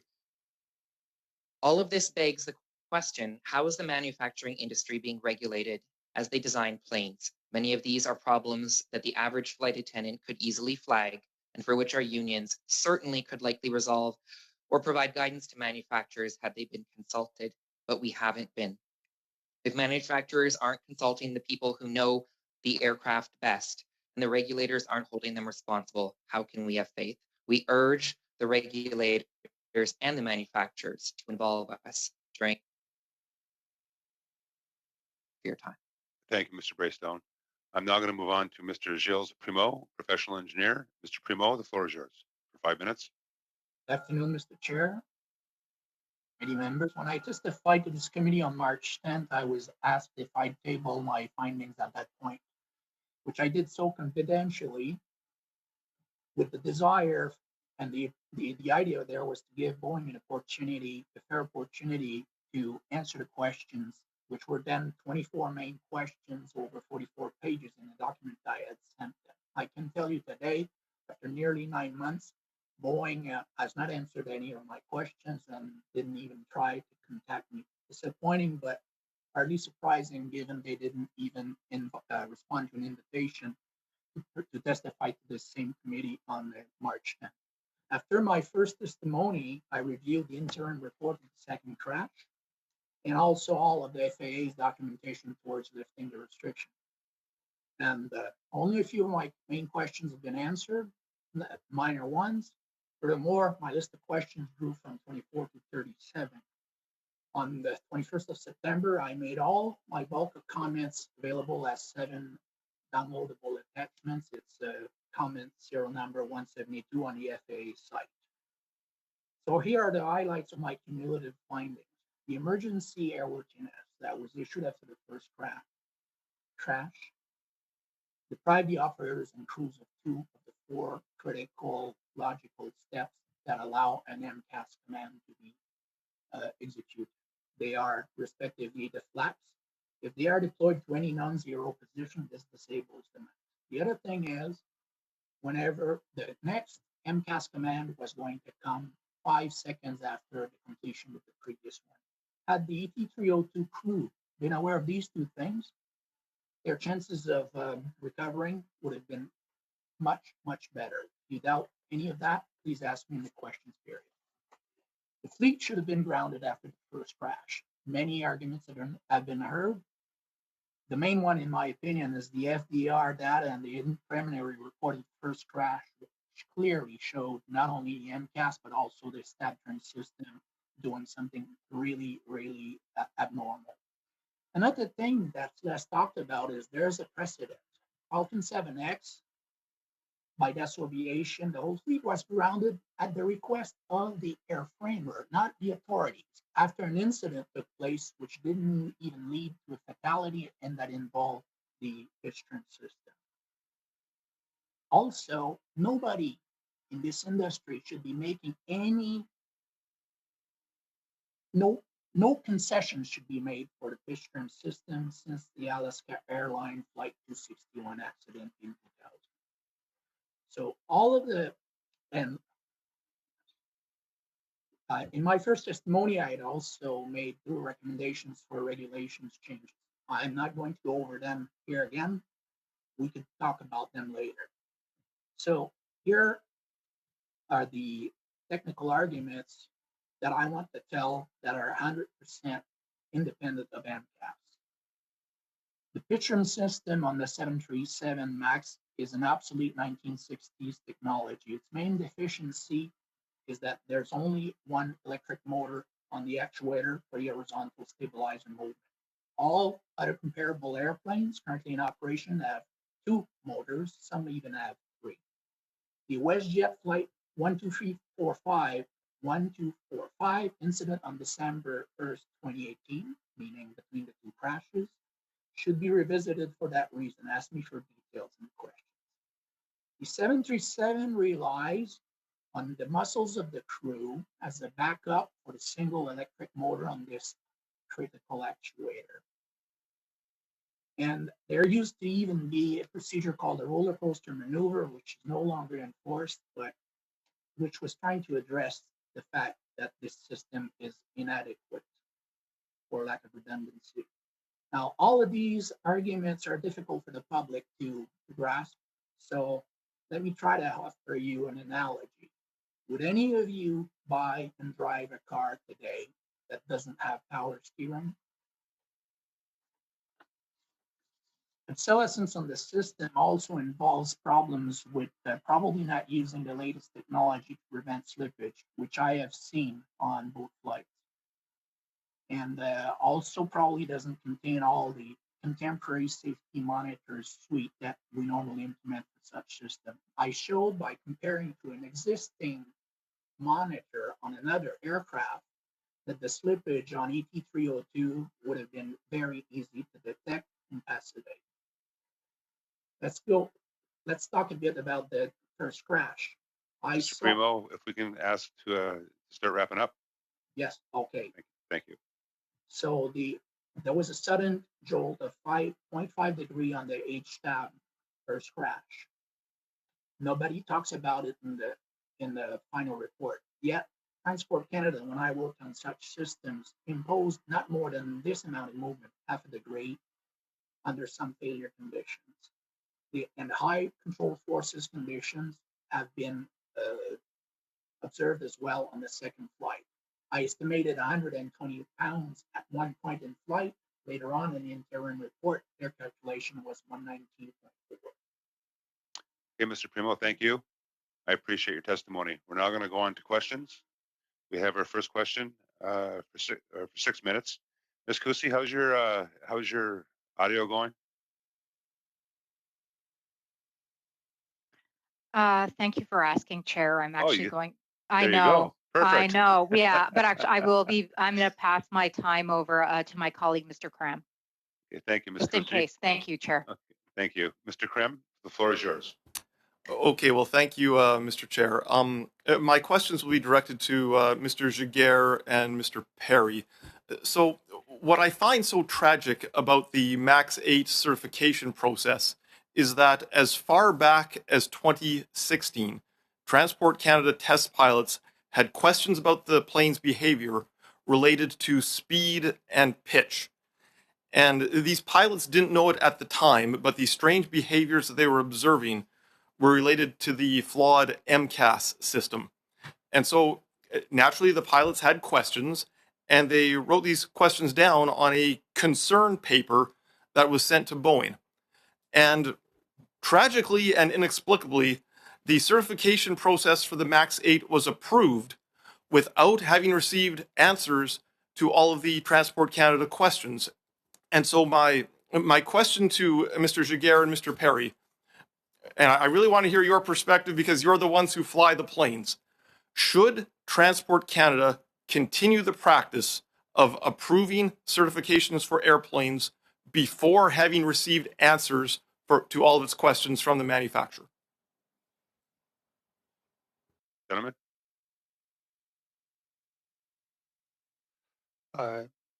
I can comment just however only briefly, as I'm not familiar with the concern letter specifically. Although I do know that letters of concern are normal and they don't necessarily indicate a high degree of risk versus a low degree of risk. So this process isn't necessarily enough to really understand what is being highlighted or what needs addressing. But of course, we all, as pilots, want aircraft to be, any outstanding issues. We absolutely stand for them to be addressed, properly by the manufacturer and the regulator. That's absolutely something we would support. Thank you. Mr. Chair, I could speak. Yes, as I said in my comments, certainly we believe that we have the capability in Canada. We have an extraordinarily high level of capability, and that the certification process is not one that should be deferred to another authority. And to your question specifically, obviously, if Canada is having a review and a certification process of its own, all those questions would have to be asked before the aircraft is returned to service, or in case of a new aircraft certified. Thank you, Mr. Giguère. Thank you, Mr. Perry. Mr. Cram? Okay, thank you. I have another Transport Canada concern paper here dated November 22nd, 2018. I'd like to read a brief quote from this concern paper. It says, "Please note that in order to meet its delivery commitments to the Canadian operators, Boeing has requested Transport Canada to issue its 737-8 MAX ATC in June 2017. To avoid delays to our operators, Transport Canada will review and discuss FAA position on this concern paper during its upcoming 737-9 validation activities. Therefore, this concern paper will remain open when the 737-8 MAX ATC is issued by Transport Canada." So I find it very concerning that Boeing's sales targets and sales deadlines are making their way into a Transport Canada certification document. And again, to Mr. Giguère and Mr. Perry, how concerned are you that the Transport Canada certification process is being driven by Boeing's sales targets and not the safety of the actual aircraft? We'll start off with Mr. Giguère. Go ahead. Yes, thank you.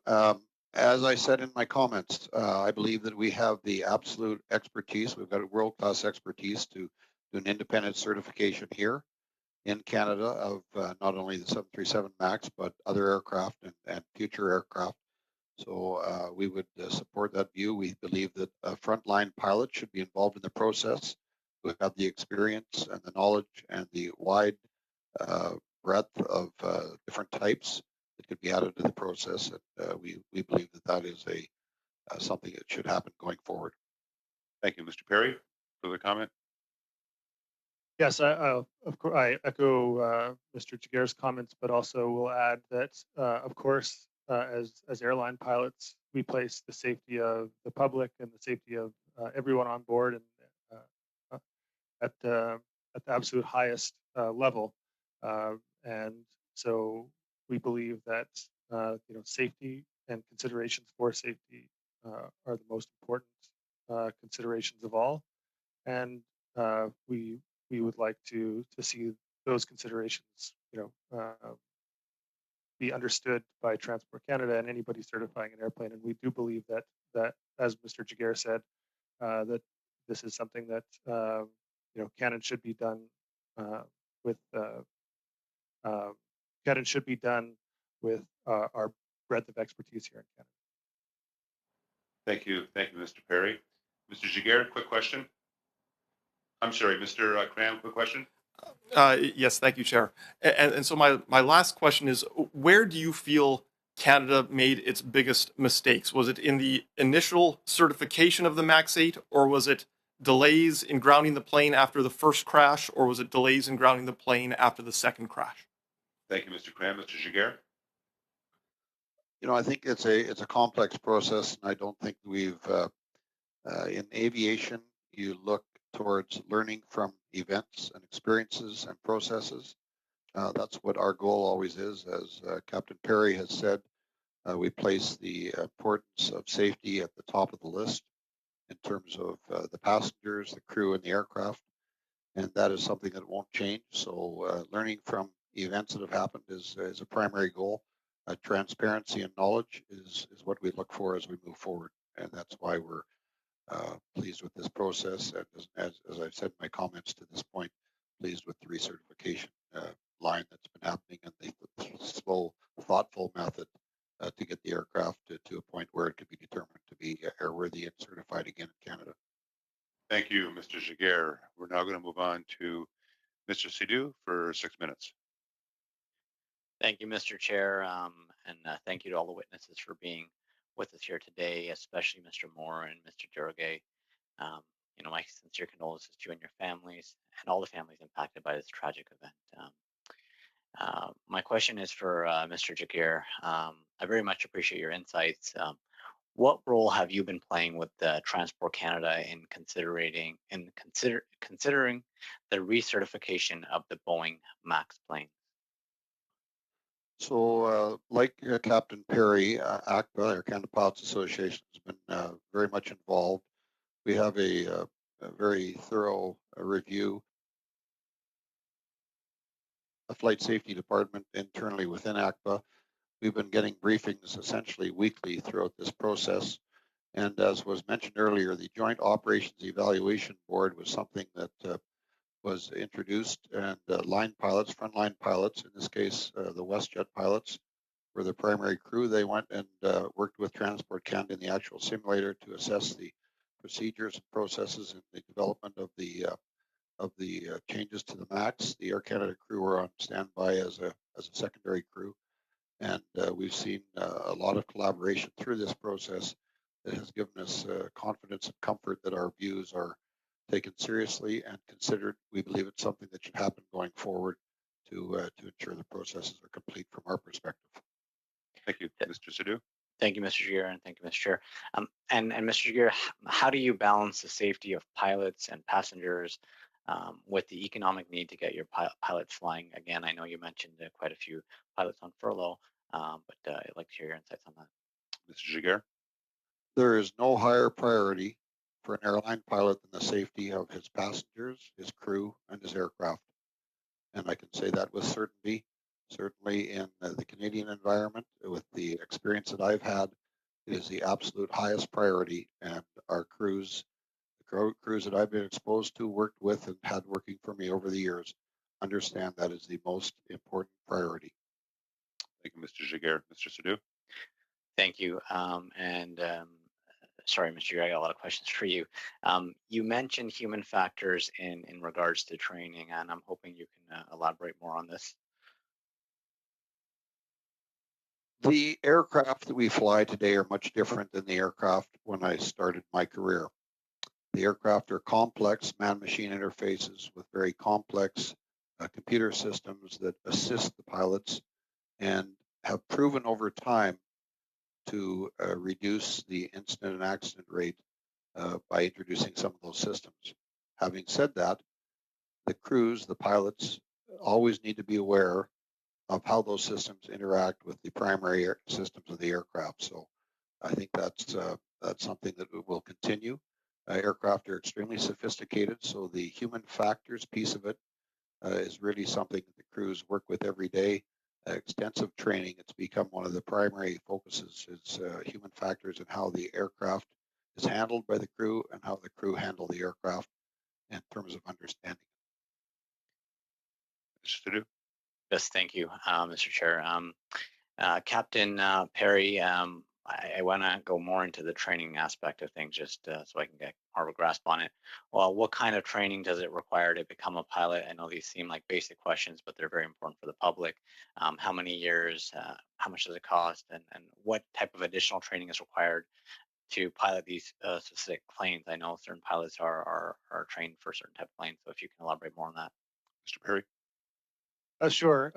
So primary flight training follows the path something like this. A pilot will obtain a private pilot's license. They will do some flying in a private environment, funded by their own, at their own cost. They will receive further training to receive a commercial pilot's license. There are also ratings that one must obtain in order to be able to fly at night and fly multi-engine airplanes and be able to fly and control an airplane in instrument meteorological conditions. Those all take, at the very minimum, a few hundred hours and approximately a couple of years. At that point, you're eligible to be employed in the commercial aviation space. Most entry-level jobs are flying small airplanes in remote parts of Canada or instructing. And as experience is gained, jobs become available in at bigger airlines and in more complex machines.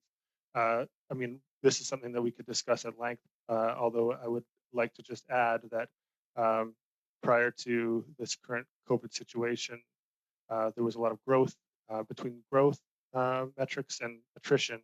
The experience in the flight deck was decreasing somewhat, although that particular issue has been, at least in the short term, mitigated by the furloughs and the downturn in the aviation industry.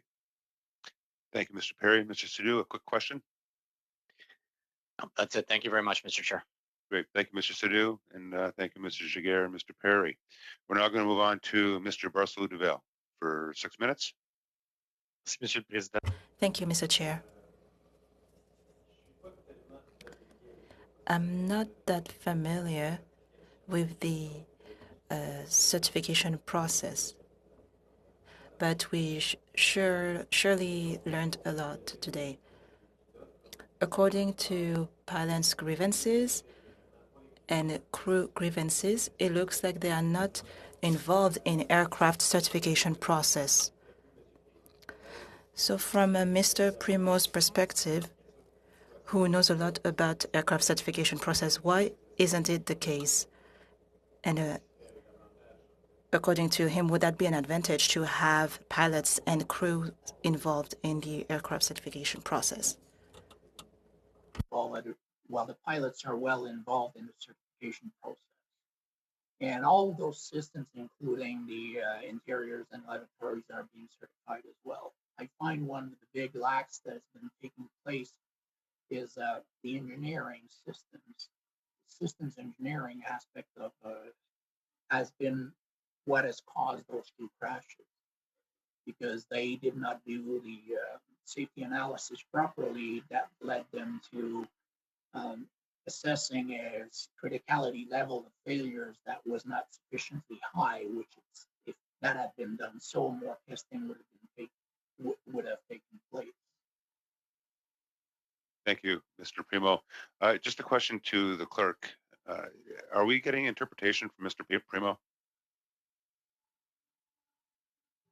Yeah, we're having some difficulties, I'm told, and where they can, they are providing interpretation, but they are having major difficulties hearing him.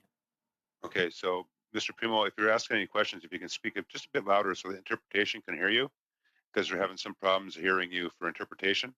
I'll go back to Mr. Barcelou-Duval. Merci. En fait, pour continuer. Thank you. Right now, Americans approved the return in service of the Boeing 737 MAX. In your opinion, is this good enough, and should the government also approve this plane? It's safer now that the MCAS software has been changed. However, to say that this is now the safest airplane because of all the scrutiny is just not true. Simply on the basis of the obsolete system for the pitch trim, which has only one electric motor. We're talking about relying on human muscles as a backup to a single electric motor, while all other aircraft have at least two, some even have three. And so I would not get on this air. Why should I subject myself unnecessarily to a higher risk level than on other comparable airplanes? That's basically what's happening here. The grandfathering has been stretched too much. The interim report, the final report is not out yet for the second crash, but the interim report has shown that quite extensively that the forces on the manual trim wheel are much too high. Not too surprising, the aircraft's growth since the 60s has been massive. So, first of all, to reiterate, it's not fair to claim that this is the safest airplane just on that basis. And there's other failures that might be happening completely independently of the MCAS that could lead to similar situations in flight where you have high forces on the columns, on the manual trim wheels, several types of different malfunctions in the system itself.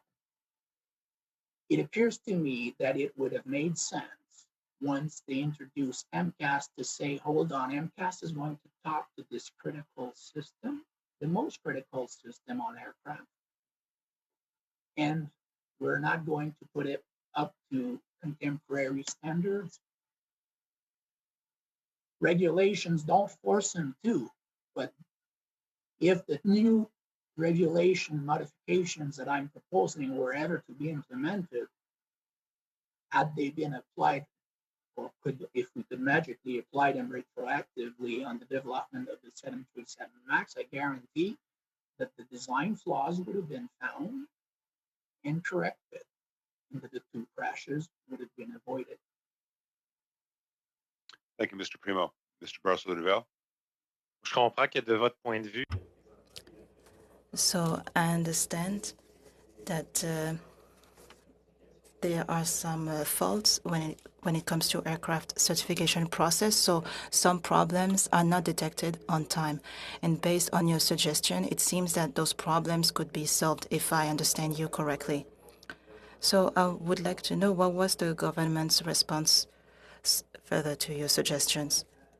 No feedback, and I'm not seeking feedback from Transport Canada because when I went to see them on June 18th, 2019, I understood when they said that they could not give me feedback given the ongoing investigations, but I will be requesting to be a debrief for sure when that investigation is completed. Thank you, Mr. Primo, and thank you, Mr. Barcelou-Duval. We're now going to move on to Mr. Bachrach for 6 minutes. Thank you, Mr. Chair, and thank you to our witnesses for being with us today.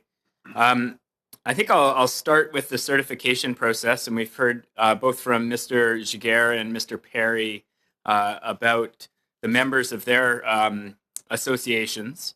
I'm wondering what you're hearing from those pilots. Are you hearing from pilots who are worried about getting back on the 737 MAX, who don't feel that the steps have been taken are adequate. Is that something that you're hearing from your pilots? Mr. Giguere? Obviously, the process is not complete yet. Our crews have been getting trained on the 737 MAX simulator, of which we have 2 at Air Canada. So the Air Canada Pilot Association members are training on that aircraft. They will, once the certification process in Canada is completed, then there will be more training done at that point in time. But we're not through the process yet, and of course the minister hasn't made that decision at this point. Okay, Mr. Perry, do you have any comment on that? I would just say that at this point, it's been our experience that the review of the certification and of the airplane has been quite thorough. We have commented to both Boeing and Transport Canada on numerous occasions, and while we have not seen a final validation, we have every indication that any of our pilots concerned expressed through their association have been considered. So, yeah, I would like to leave you with that. Thank you. Mr. Bachrach? Okay, I'm just trying to understand, Mr. Perry, you say the concerns expressed from the pilots through the association have been understood. Does that mean that you have received concerns from pilots about the safety of the airplane? No, and thank you for the chance to clarify. What I meant was our aircraft design and operation committee, which looks at the review process from a technical perspective, at times posed questions about the process and about certain technical aspects about the airplane. Those queries have been met to our satisfaction so far, and that's what I meant. We haven't received specific concerns from our members. They have been allowing the process to take place, and the association and the other associations to work together to seek these types of clarifications. Thank you, Mr. Perry. Mr. Bachrach? Thank you, Mr. Chair. Mr. Perry, we heard from Mr. Giguere. He said he was concerned about self-certification, this aspect of self-regulation, self-certification in the United States, and that Canada should not rely on flawed regulatory processes of another jurisdiction. Is that a concern that you share?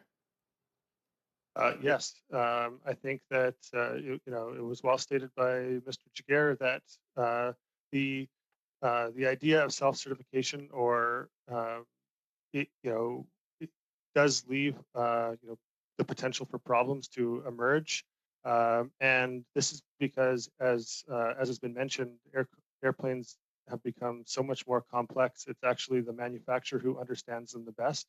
And I think this is something to be learned from, and that because aircraft have become so much more technically advanced, we are going to have to evolve our process in which the manufacturer, the applicant, brings along the certification and the validating authorities. And I think that we can learn a lot from what's happened to date. Mr. Bachrach? Thank you, Mr. Chair. My next question is for Mr. Braystone. I found your testimony very interesting about the conditions that your members face on board these aircraft. What steps would you like to see the government take before it approves the 737 MAX for flights in Canada? Mr. Braystone? Well, we've been in touch with Transport Canada about this. We want to be consulted and given a chance to understand the steps that they have gone through, the items that they have reviewed or taken issue with. They've made it clear that they have held off approving this aircraft compared to the FAA, and we'll be looking to really understand why and to get an explanation, a more detailed explanation about those aspects. But most of all, we're looking to really get a commitment and an understanding of how there will be greater transparency going forward. There will be future events with aircraft, and our members shouldn't have to get on board planes wondering if they're safe because they're questioning whether a regulator is deciding to pull the plug or not based on industry pressure. And I think that we have a good dialogue with transport, and we're going to pursue that and ask the questions that need to be asked on behalf of our members. Thank you, Mr. Braystone. Mr. Bachrach, you get time for a quick question. Thank you, Mr. Chair. A quick question for Mr. Primo. I thought I heard you say that given the safety concerns you have with the 737 MAX 8, that you would not get on board that aircraft. Is that what I heard? Mr. Primo, a quick answer, please. Affirmative. Thank you, Mr. Primo. Thank you, Mr. Bachrach. We're now going to move on to our second round. I do have Mr. Cram here. Mr. Cram, did you still want the floor?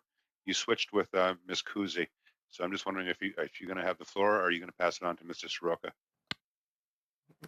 Thank you, Chair. I'd like to pass it on to either Mr. Soroka or Mr. Shipley. I'm not sure who's up next, but I'm sure one of them would be more than happy to take it.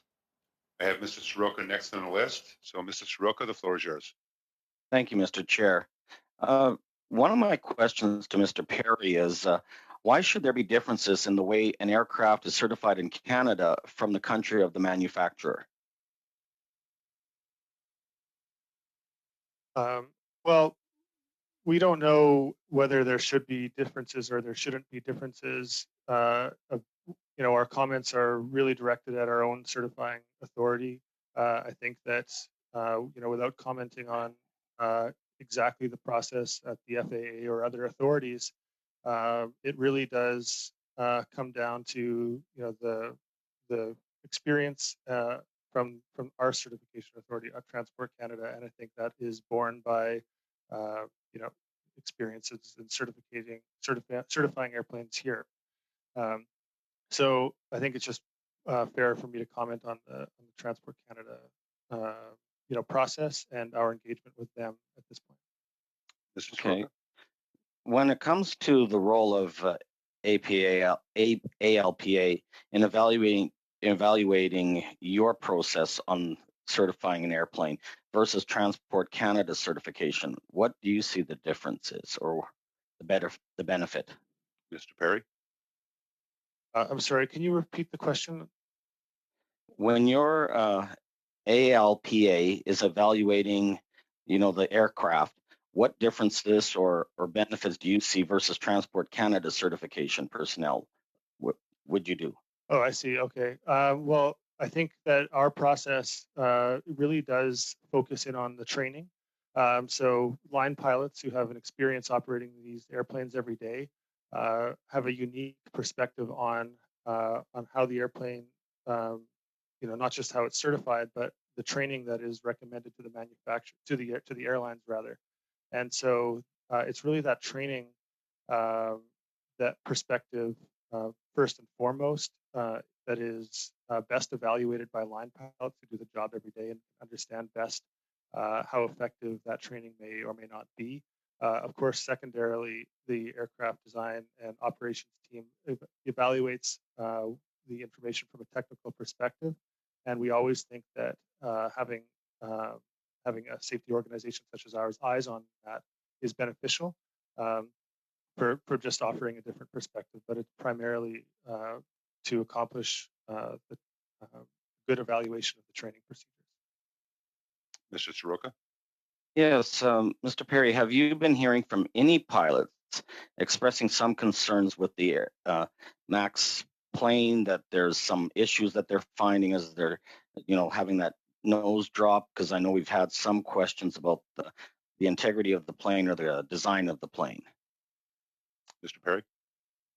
I would say that that our association has drawn a lot of questions have been directed to us to direct at the at Boeing, towards Boeing and towards Transport Canada, our regulator, and so far those recommendations and those concerns have been expressed, and answers and replies have been given to our satisfaction. And that's both from a training and a technical perspective. Although I will say that we haven't received the final certification yet, so we will reserve our final judgment until that time. Mr. Soroka? Okay, now, Mr. Primo, to you, I'm understanding that you're not getting the same results back from Boeing where you've got more questions than answers. Is this correct? And if so, why do you think this is? Yes, you're correct in your assessment. Why this is, the best entity to ask this question is Boeing.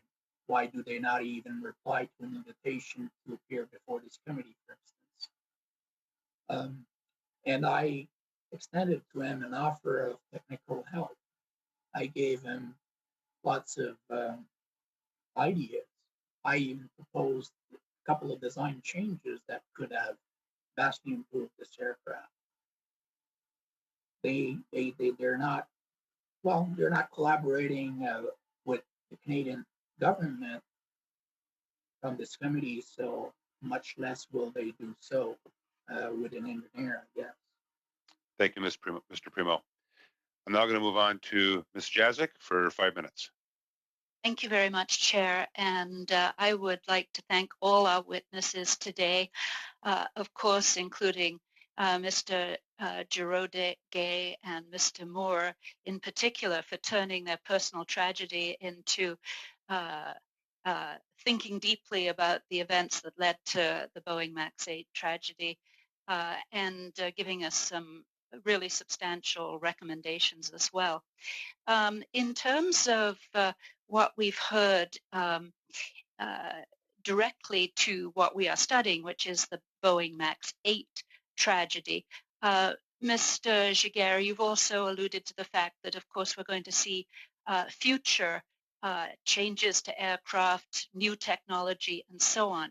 And you've also mentioned that Transport Canada, the Director General, and other officials have reached out to your association to get you perhaps more involved than you have been previously.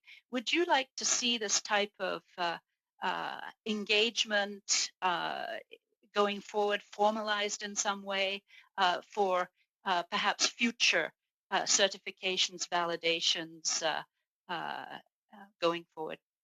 Mr. Giguere? Thank you. Yes, absolutely.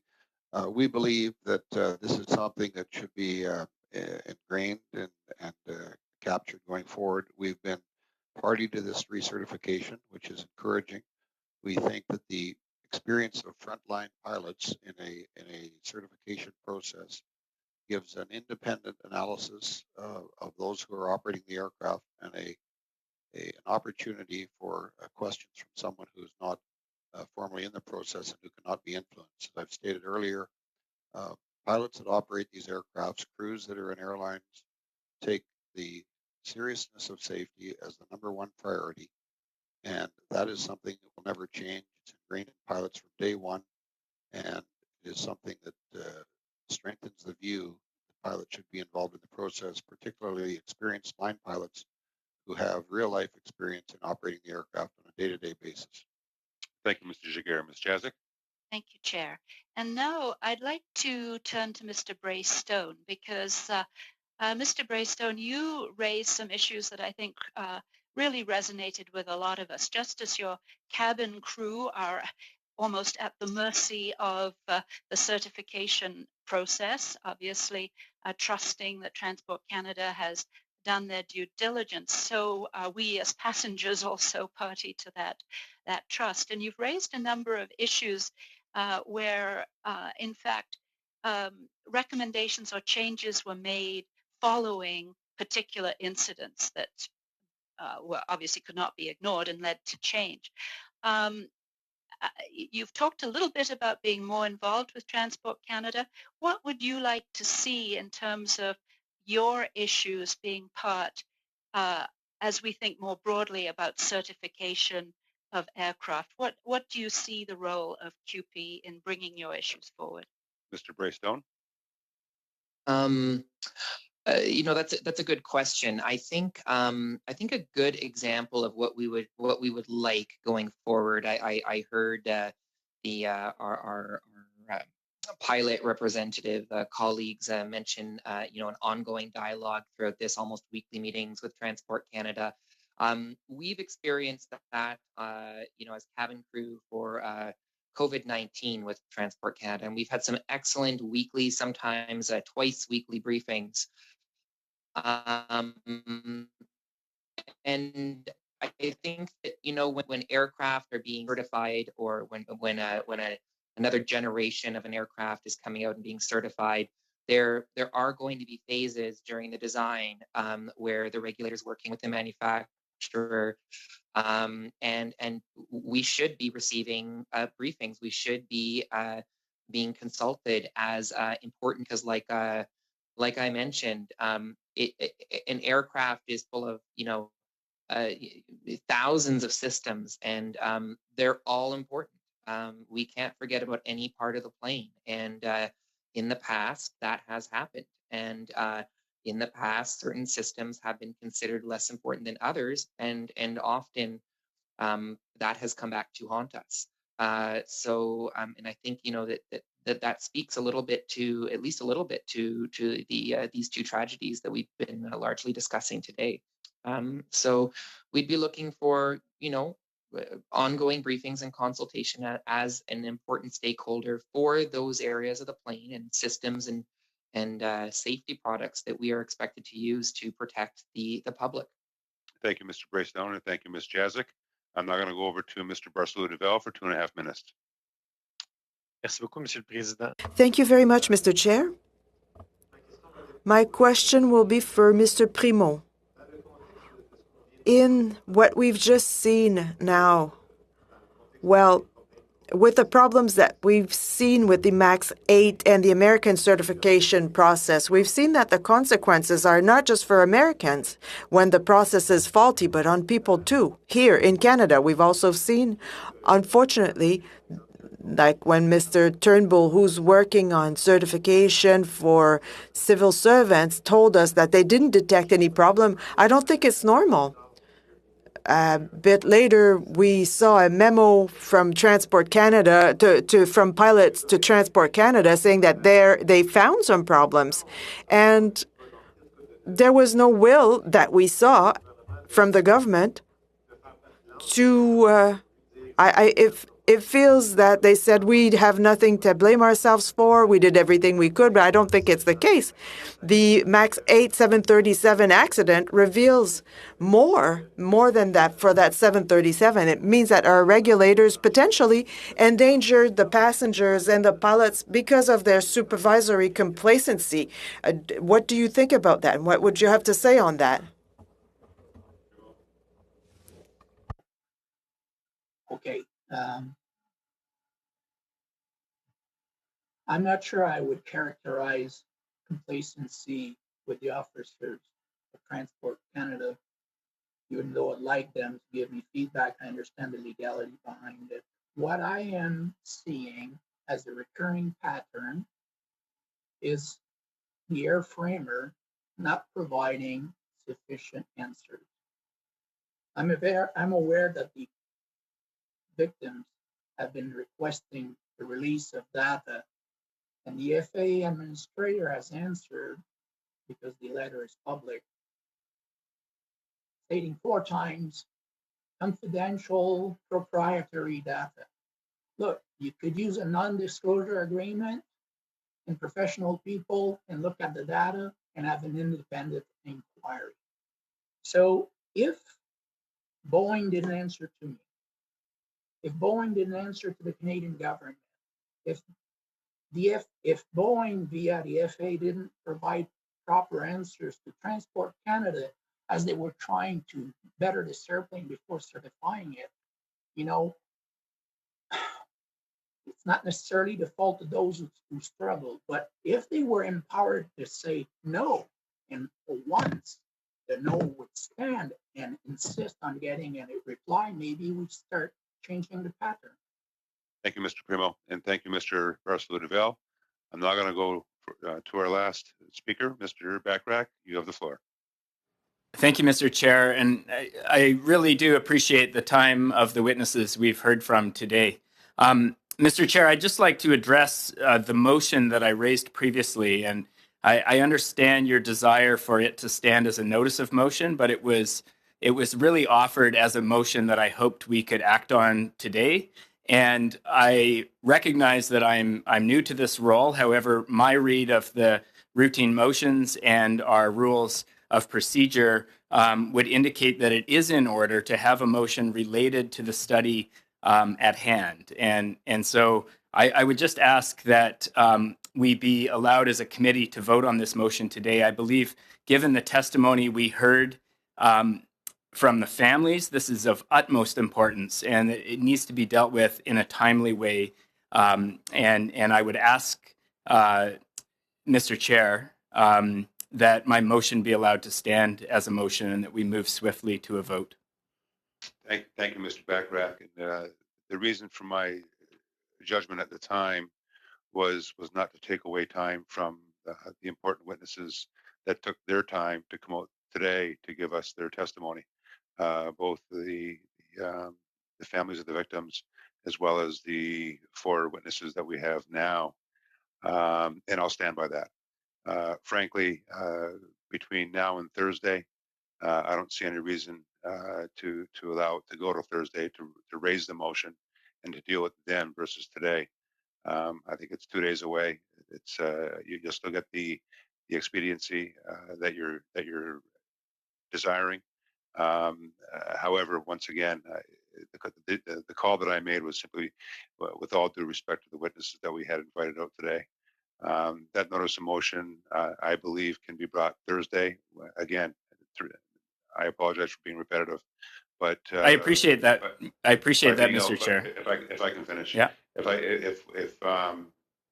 we can bring it up Thursday, Mr. Bachrach, that would then give us the time to get to both the witnesses as well as yourselves as questioners.